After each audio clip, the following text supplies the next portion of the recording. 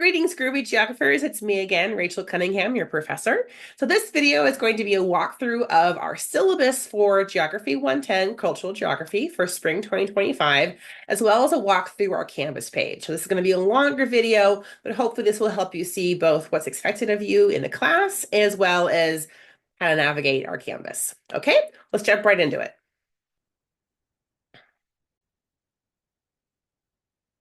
Okay, so right now you should be able to see a modified version of our Canvas page. This is student view. Not everything that's going to be published is published because I have to post this video. So this video isn't posted yet, but this is basically what your Canvas page is going to look like. The home page is set to our welcome module, and modules is where we're going to do all of the information through in our class. We'll go over the stuff on the left-hand side and what some of those means, but for the most part, I want you to focus on using your modules. All of the information that I want to share with you is going to be in modules. So if you can't find it in modules, it means it's lost forever. But also, like, if you can't find it outside of modules, it's probably because you're supposed to go through modules. Okay. So really quickly, our welcome. So in each module, we have the welcome month gonna be kind of just general basic things, but then the basis of the class is going to be these modules that we'll see here, and they're all closed because class has not started yet. And within each module is going to be a series of lessons, and so those lessons will open every Sunday as we get ready for the week. So they'll open on either a Sunday night, Monday morning, kind of depends on how my toddler behaves. And you have the entire week to do the work in there. So all of the assignments are going to be in your syllabus, but generally things are due like on Fridays and Tuesdays and whatnot. So you'll have the whole week to do the content for that week. I don't publish things super far in advance. As you can see, I've locked things until certain months. Because even though this is an online asynchronous course, you do have to interact with your classmates. And I found that if people like run ahead and finish the whole class in 2 days, number one, you won't learn anything. And number two, then it's harder to do your discussion posts and do your projects together because not everyone's on the same page. So we do want to stay mostly in step together. Okay, so we'll worry about this stuff later, but this is where you're going to access all of your lecture material. But first, let's talk about our syllabus, which is on the left-hand side because I'm still editing stuff. Syllabus. All right. I do have a PDF version here. If you are more of a PDF person, I'm more of a PDF person, which is mostly important for when we get to the schedule because I don't know how to do formatting boxes in Canvas. So it looks ugly in Canvas, but it looks pretty in PDF, I promise. Okay, so again, this is Geography 110, Cultural Geography. This is a 3-unit class for spring 2025. Rachel Cunningham, that's me. The best way to get a hold of me is email. CunninghamRachel@smccd.edu. Make sure you put my whole name there. If you put just Cunningham R, that goes to someone else who works at CSM, right? So make sure you have my whole name in there. If you want to come see me in person, again, not required, but always welcome. My office is in Building 12, room 140C. Again, it's the building with this view. I'm on the edge of the cliff. So come on by, have some tea. I have puzzles and whatnot. My office hours are 4 times a week. So Monday, Wednesday, Friday in the mornings, and then Wednesdays in the afternoons. And I have both digital versions and in-person versions. And I have a link to the digital ones here in our Canvas. So if you are calling in from Kentucky or from France or something, you can still come to office hours digitally. That's totally fine. We actually get a lot of students not from the Bay Area taking this class, so that's pretty normal. Okay, again, this is entirely online. So if you do your work best at 3 a.m., I do my work best at 3 a.m., that's totally fine. Okay, so again, cultural geography, looking at a lot of cultural patterns, like what is culture? You know, that's kind of a weird thing to define. Where do people live and why? What kind of resources do humans have and why? How do humans interact with the environment? What do we think of as being the environment versus being natural? If you have questions about transferability, some of you may know that the state of California is going through some changes in how they number certain courses. So you're going to see a lot of numbers changing across the state.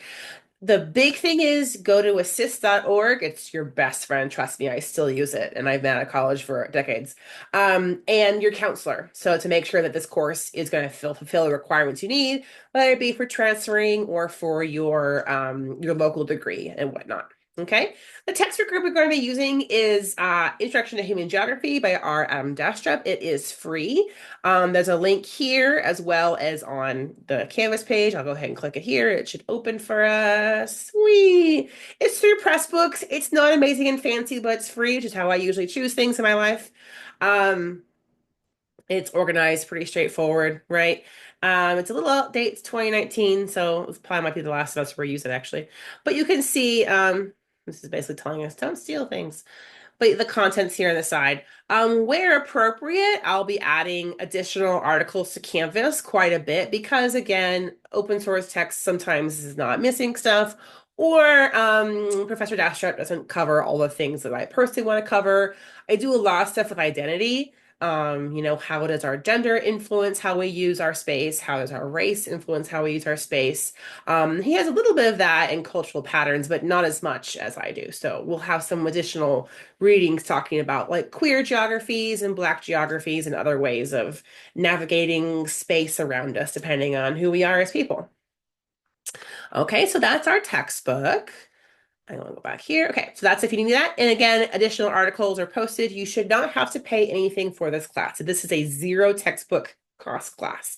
If you do not like online books, which is totally fair, the Skyline College bookstore, which is in Building 6, does have a few printed copies. That's like $30, just like it's basically a printout of the PDF of the textbook. If you really want to be able to highlight it and write on it, go for it. It's there. But if you want it to be completely free, it's available free online.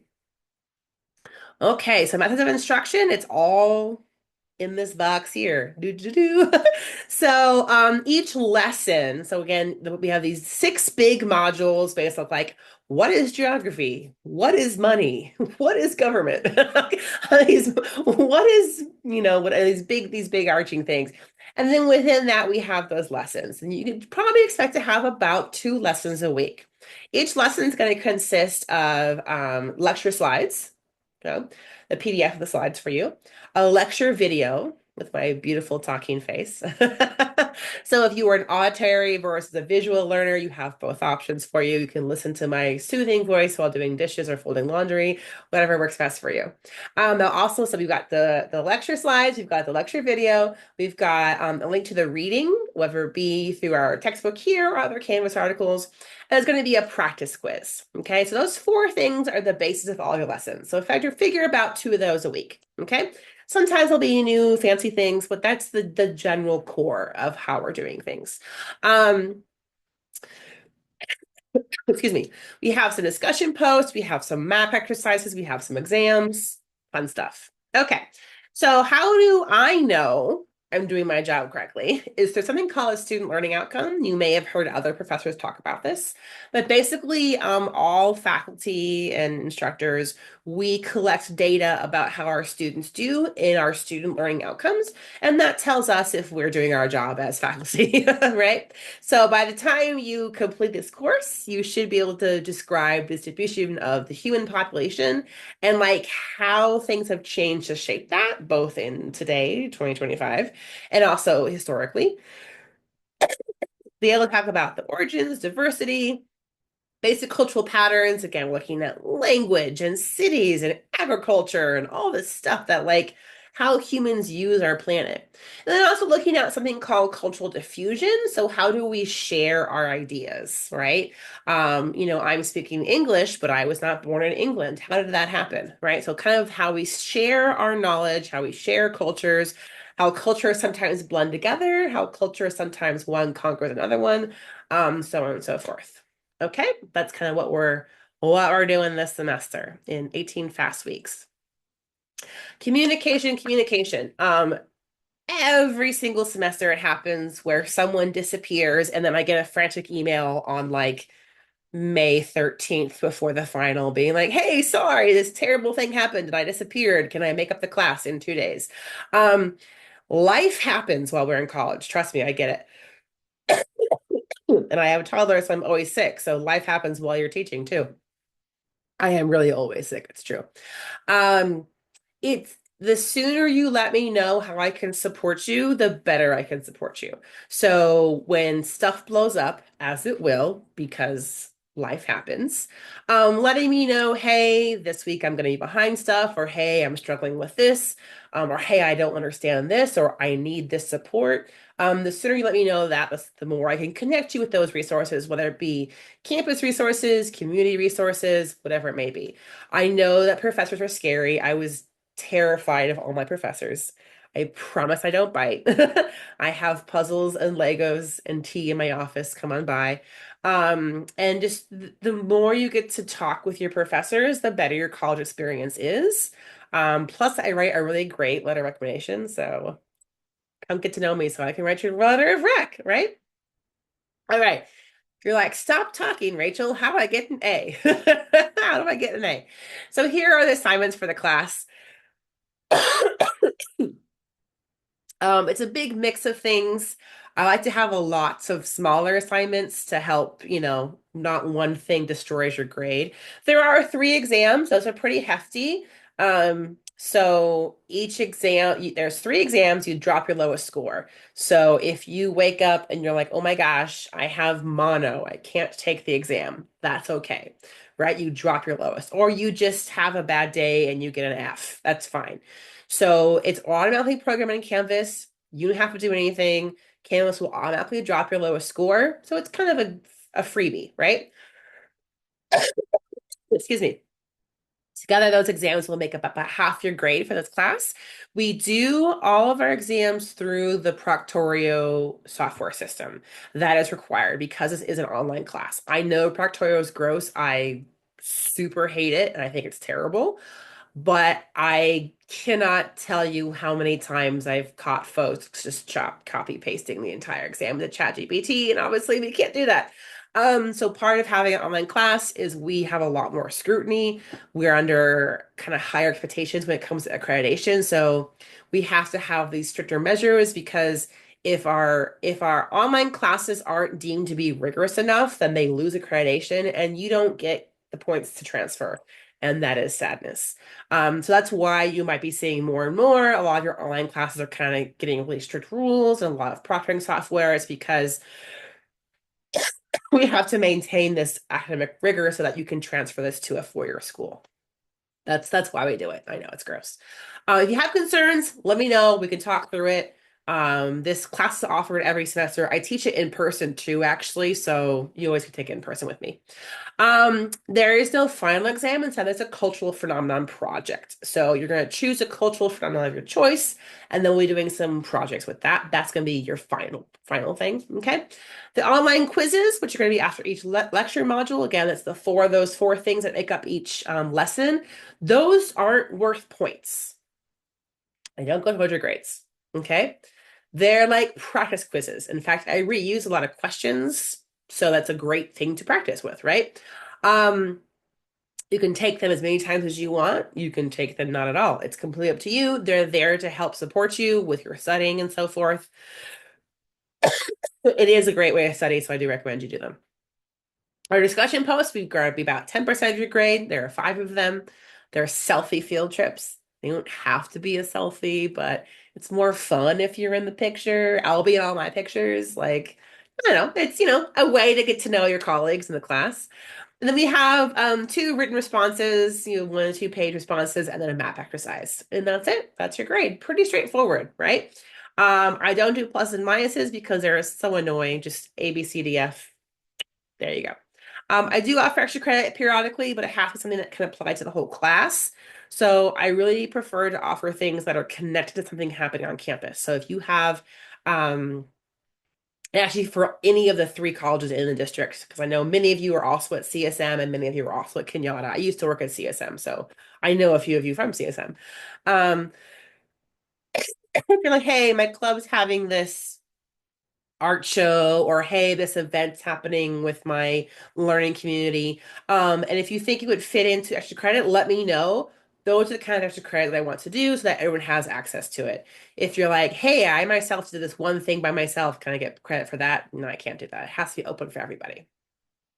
Okay, but yeah, tell me the cool stuff you're doing so I can give points for it. Classroom norms. I think it's easy for us to feel like we're behind a keyboard until we can say mean things and no one will know. Be nice. Be nice. I feel like online chat room etiquette has just gotten so stressful. Just be nice, right?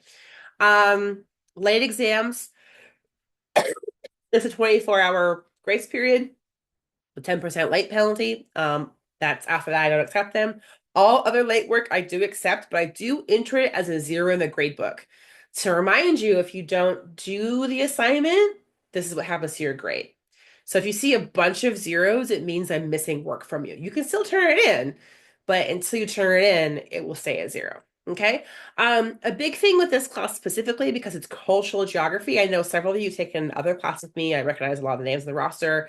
A lot of you are doing physical geography. Physical geography gets a lot more sensitive. So we're talking about things like some terrible historical events, like, genocide and slave trade and things that humans do that are really messed up. We're talking about a lot about personal aspects. You do not have to share anything about yourself if you don't want to. That's not at all required. But you'll be reading things about other people and their personal lives, and that may make you feel a certain way. Um, so it's really important that we practice that empathy, respect, effective listening. Listening is not just waiting for your turn to speak, it's actually hearing what someone is saying, right? And it's active calling folks in. I think in our cancel culture world, we're very big on calling folks out. And gotcha, you messed up. And okay, sometimes that's appropriate. But sometimes we make an honest mistake and we would be more benefited to learning from that mistake and then growing from it. I make mistakes all the time, like not having water for this video is a big one, right? So when we call folks in, so we're like, hey, I see what you did. Let's talk about it. Here's why it might be problematic. Here's some tips for moving forward. And it's more of an empathetic way. We're not bad people for making mistakes. Again, I make them all the time. I'd like to think I'm not a bad person. But yeah, just kind of you're going to be looking at some different viewpoints in this class. Equity in a classroom, this needs to be a safe space for everyone. And if you don't feel it's a safe space, then I have not done my job. My boss is Dr. Bianca Rowden-Quince. She is the Dean for Social Science and Creative Arts. If you don't feel comfortable bringing your concern to me, go to her, and she'll go from there. Accessibility and accommodations. If you have accommodations, please get those to me ASAP. A lot of them are things that can be programmed directly on the Canvas. So if you get extra time on tests, um, and I've worked quite a bit with the Educational Access Center folks. They are amazing. Highly recommend them. If you want me to introduce you to them, I'm happy to do so. They're fabulous. Title IX is actually a video if you go to this Title IX website or to your RepSmart. There's a video called Not Anymore. It's talking about gender-based discrimination, misconduct, assaults, stalking, harassment. Basically, we want to make sure that our campuses, both in person and online, are safe places for learning, regardless of your gender expression, gender identity, sexual orientation, so on and so forth. But there is a video on your RepSmart if you want to learn more about how we can all stop things like sexual misconduct, harassment, stalking, and so on and so forth. Financial aid statement. If you are meeting financial aid, there are some guidelines you have to have satisfactory academic progress in order to continue getting your financial aid. Um, it being 2025 and a new president in just a few weeks, a lot of folks are thinking more about what that might mean for folks who are undocumented, who are students, or our students' families. Some of you may have family members who are undocumented. Just a reminder that our educational spaces are meant to be these like hands-off spaces when it comes to any type of immigration enforcement, and that includes the online spaces. So, You are safe in this classroom, and at no time will information about your whereabouts, your identity be given out. That's all protected by FERPA and by Assembly Bill, I think 21. I can't remember, maybe 21 or 22, one of those ones. So if you want more information about legal resources, um, your rights as an undocumented person or as a family member of an undocumented person, or ways that you can support your friends and colleagues who might be undocumented or might be worried about their families and loved ones, check out our Undocumented Community Center, which is printed there. The link is there. Excuse me. These two go hand in hand. Oh, ChatGPT is making life interesting. So, there was this notion in academia that unless it was published in a certain journal or a certain textbook, it wasn't real knowledge. And if you wanted to cite a paper and write a good paper, you had to go get these giant dusty books from the basement of the library that were written 1,000 years ago, and that was the only thing that was academic. And that's not true. Knowledge is a continuous creation process. We create it within our community. We get it from our elders and our ancestors. We get it from our colleagues. And so I want you to think about all the ways that you're gaining knowledge, not just from those big dusty textbooks from the basement, but stories from your family members, passed down through your culture, various types of media in certain circumstances. Social media and TikTok can be a legitimate source, not always. So it's more think about different types of knowledge and also think about how you can acknowledge that gift of information. This is part of why we do citations, right? It's so A, we give credit to where it's due, and also B, so people can learn more if they want to. Okay. AI generators, ChatGPT, large language models, like they're not going away. They're here to stay. And they do have a place in college, right? They're great study tools. They're great for brainstorming. They're great for kind of just like hashing stuff out. What we can't do is just use them to replace us. So if you just plop the prompts into ChatGPT and that's your entire paper, that's considered academic dishonesty, and you will be referred to the campus disciplinary officer. Yay, given a 0. So yeah, if you have more questions about what are the correct ways to use AI in this class and what are the unethical ways to use AI in this class, let me know. But basically, if you're using AI to help you, to support you, like, is this spelled correctly? I'm not in English class, so go feel free to check your English and grammar. Is this spelled correctly? What's another word for, I don't know, tomato? But if you're doing it to just like write it for you, then we have a problem.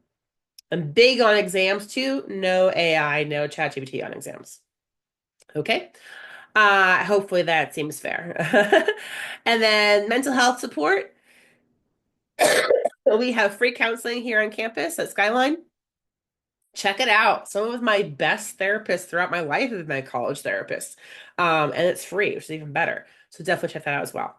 I did warn you that the formatting for this turned out gross. So if you're okay with that, cool. If you want a prettier version, we can go to the PDF. Oops. Now my PDF has it written a little more nicely. I spent forever trying to fix that table, and I finally was like, this is not worth my time. I'm moving on. Okay. You go to our PDF here. There you go. This looks a little nicer. So again, you can see each week is lined out, all 18 weeks that we have together. The assignments, when they're due, you don't have assignments due every week, right? The topic for that week, your reading in the text, and any miscellaneous due dates, okay? So pretty straightforward. Life happens. Again, I have a toddler. We are always sick, so things might move around, or something big might happen that I think is more important we should talk about.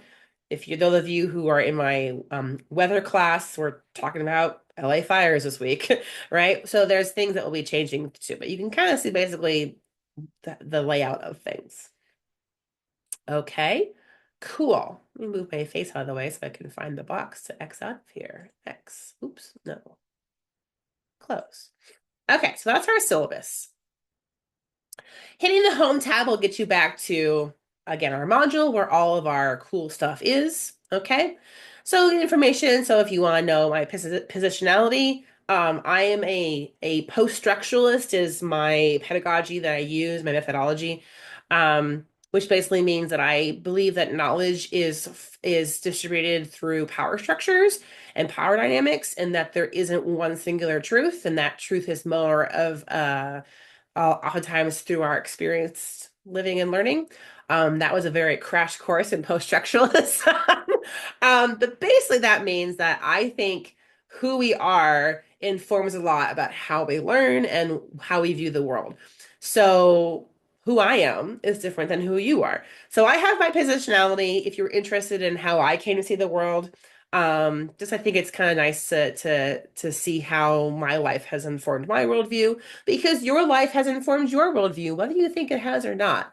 We are not learning in isolations, right? Our life contributes to how we see it.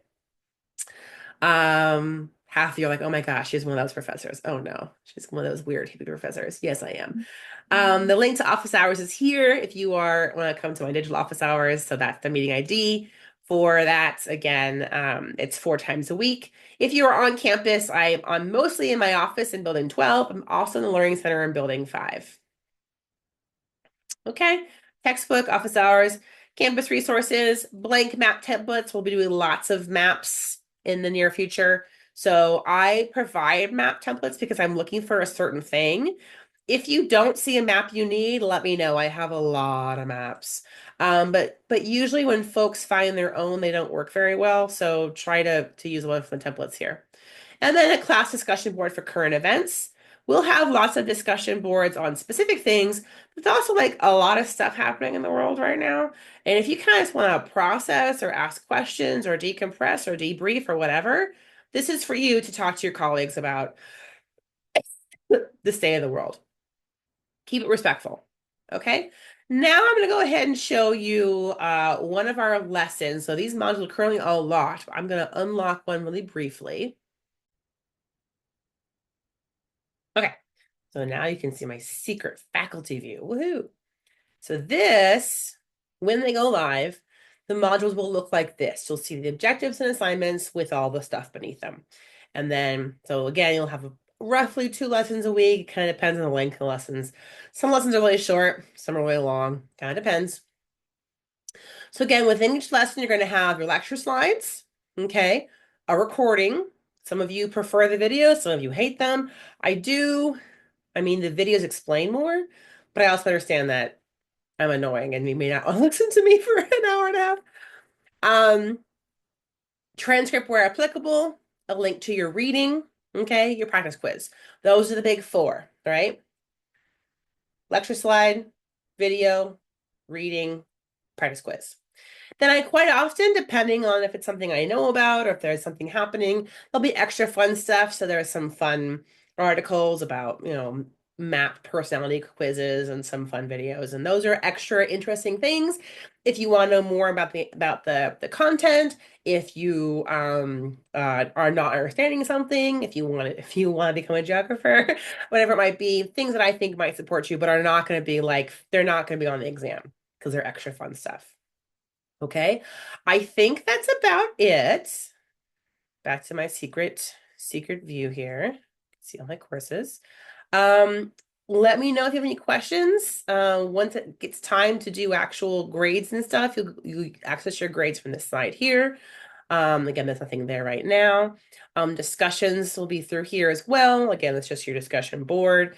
Assignments will be here once they come up. There's not really much happening right now because I'm recording this before class starts. But that should be everything you need. All right. Thank you so much. It's going to be a great semester. Reach out if you need anything, and I'll see you soon. Bye.